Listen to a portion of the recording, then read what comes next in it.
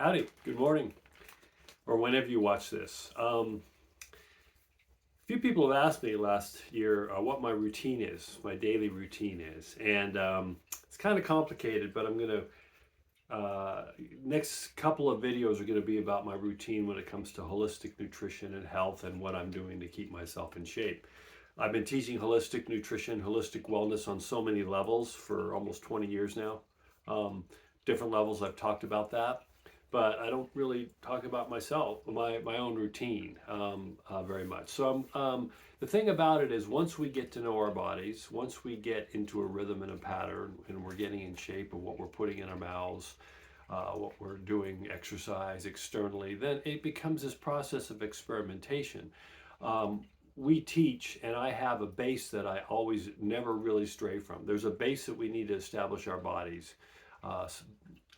Body, soul, mind. You know, healthy body, healthy mind, healthy soul. They all go together. But there's always a base that we establish.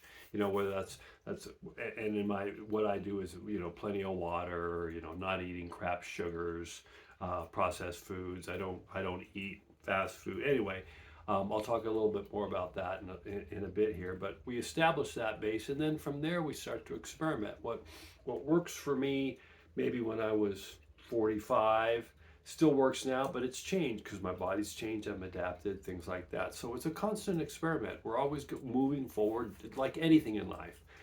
So I'm always experimenting with many things. Number one, I'm experimenting out of curiosity. I want to see what it is. So I can criticize or not criticize. It's something else I've talked all about before, that don't criticize anybody or don't jump on a bandwagon until you've done it yourself. Walk in someone's shoes first before you decide if it was good or bad. And that applies to all things in life. But I do this for the health and holistic nutrition too, so I can share it with clients, share it with people, say, hey, I tried this, it didn't really work, blah, blah, blah. So my routine, and I'm going to do a couple of videos on this, is whether I'm on the road or whether I'm traveling, it's all the same. I just adapt, really, and same meaning I may change things up down the road. So I usually get up. I'm in Idaho right now. It's cold out there, and I usually get up around when the sun doesn't come up really. We're still on daylight savings time, so I'm getting up around 7-ish, 7:30. And what I do during the week is I do yoga. I do 5 days through the week. I do three days of yoga and 2 days of what I call jogging wind sprints. So I used to do I call it chronic cardio back in my days in LA, where I did long distance running for long periods of time for long distances.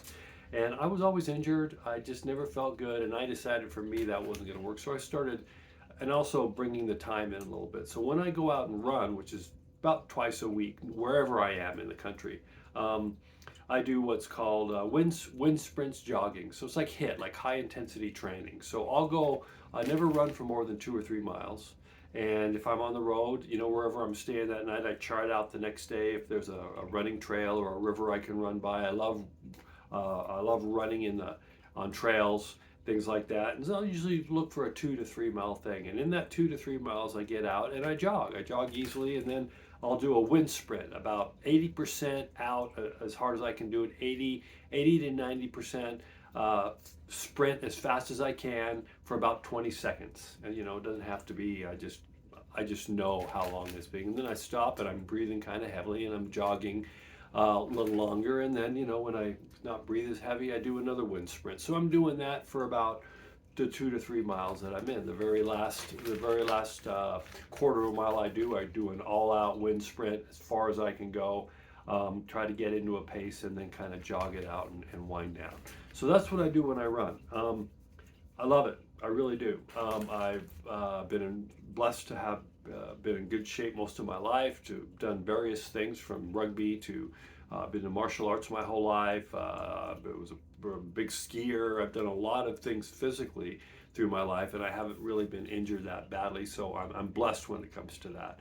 I won't do rugby anymore. And then I'll do yogas during the morning, and yoga depends on what I like. I've done yoga for a long time. I've done I've done various aspects of yoga, from the hot yoga to Kundalini to Yin Yoga to the traditional Vinyasa that we see in the United States here. I've done a lot of them, so I mix them up. I'll do them in the morning. A lot I do by myself, especially when I'm on the road. It's easy for me to do. It's about an hour every morning. I really like Yin Yoga, so I always throw a Yin in during the week, which is holding poses from anywhere from 4 to 7 minutes. It's more difficult than it sounds if you haven't tried it. So I'll do that. There's occasionally I will go to yoga classes. You know, I teach some, but when I'm on the road, it gets a little difficult. But even here in Twin, I'll go to some yoga classes. It's fun. I enjoy being with people, but it's so easy for me now just to do it on my own and incorporate it because both running and yoga. First thing I do when I roll out of bed, that's what I do. No coffee, anything. I have some water and I go because for me it works the best way to wake up. So after that's done, after I either run, and when I'm done running, I stretch. Stretching is very important. That's also part of yoga. I'll come in, I'll wind down just a little bit, and then I'll get my wool mat. It's a wool mat that I use and I meditate on. So as I'm winding down, then I'll meditate. In the mornings, I meditate anywhere from 15 minutes to about 45 minutes. That's about the mornings because I do a lot in the mornings. I love meditation. You know, I'll do it during the day when I can, but traditionally, whether I'm in one place for a long period of time or on the road, I do yoga twice a day, minimal. And then at night before I go to bed, I do my longer meditation where I'll be in a, you know, I'll cross-legged. I'm not going to teach about meditation, but I'm just going to tell you what I do. And I'll do that for anywhere from half an hour to an hour of meditation. And then I go to bed. So that sort of encompasses my physical activity. This does not include during the warmer weather, wherever I'm at, hikes and all those sort of things that I love to do when I get outside. Get on the beach and walk miles. That's all extra stuff. But my core stuff that I do that I just explained, I do every day. I usually take weekends off. Unless I'm out, I do a hiking thing, but weekends off from what I just explained. I love it. There's times like last year I injured myself in December, and I talked about that where I tripped on a manhole cover jogging. I wasn't paying attention, and I ripped my left oblique muscle. Very, very painful. There's nothing you can do. It's like broken rib.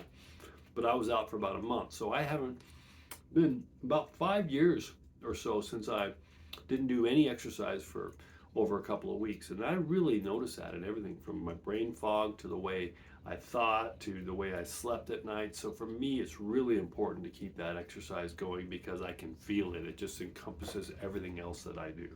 That's me again. So as far as running, I'm back in Idaho for the winter because I'm for a long quite a bit during this winter helping my mom out.